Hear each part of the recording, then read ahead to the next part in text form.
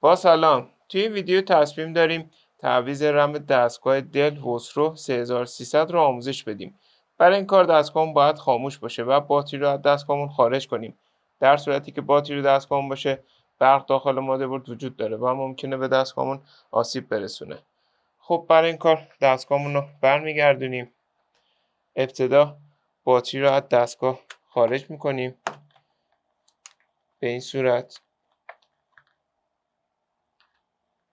رم ما در این قسمت قرار داره که شروع میکنیم به باز کردن درب قاب کف دستگاه.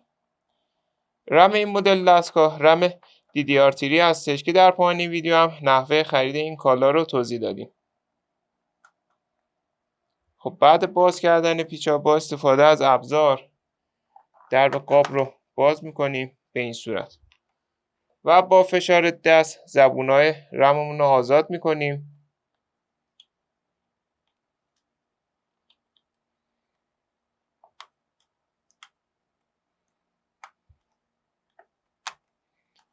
و رم رو از دستگاه خارج میکنیم. برای جا زدن دوباره رم اونو داخل شیار قرار میدیم و اونو به سمت پایین فشار میدیم.